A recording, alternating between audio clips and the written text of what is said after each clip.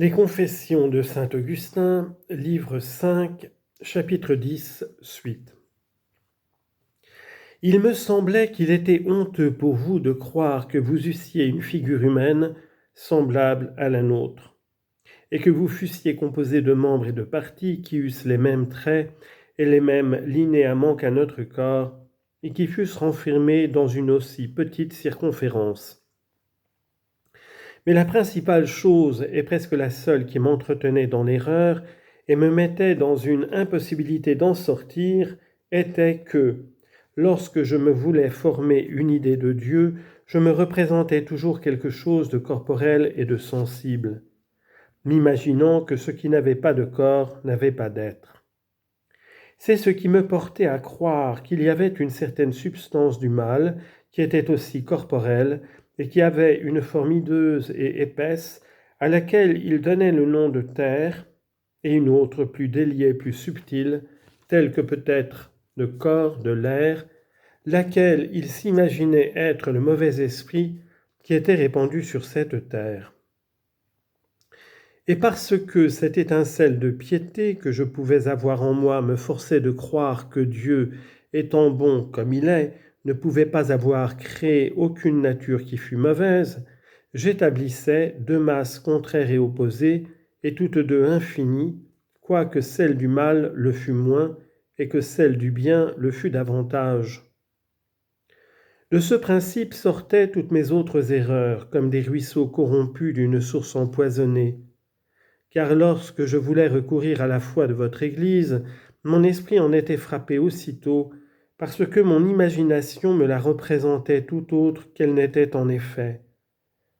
Et il me semblait, mon Dieu, qui m'avait fait miséricorde, que je ne saurais jamais assez reconnaître. Il me semblait, dis-je, que je témoignerais plus de piété envers vous, vous croyant infini de toutes parts, quoique je fusse contraint d'avouer que du côté où le principe du mal s'oppose à vous, vous étiez fini, que non pas de croire que vous fussiez borné et renfermé de tous côtés dans la circonférence si petite d'un corps humain,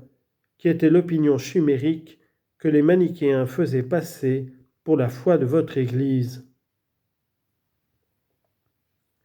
Il me semblait qu'il valait mieux croire que vous n'aviez point créé le mal, lequel je me persuadais être non seulement une substance, mais une substance corporelle, ne pouvant pas me figurer que l'esprit même fût autre chose qu'un corps subtil qui occupait quelque place et quelque lieu, que de vous croire l'auteur de la nature du mal, telle que je me la représentais. Je pensais de même que votre Fils unique, Jésus-Christ, notre Sauveur, était sorti pour notre salut de cette étendue brillante et lumineuse de votre grandeur, ne pouvant croire de lui autre chose que ce que ma folle imagination me représentait. Ensuite de quoi je concluais qu'étant de cette nature, il ne pouvait pas naître de la Vierge sans être mêlé avec la chair, et qu'il ne pouvait pas s'y mêler sans en recevoir quelque tâche dans sa souveraine pureté. Ainsi j'appréhendais de reconnaître qu'il fût né avec un corps, de peur d'être contraint d'avouer qu'il eût été souillé en quelque sorte par cette alliance avec le corps. Je ne doute pas que les personnes plus spirituelles et plus éclairées de votre Église, étant touchées d'amour et de charité pour moi, ne se rient doucement de ces imaginations si extravagantes lorsqu'elles les verront représentées dans ce livre. Mais néanmoins, j'étais tel alors.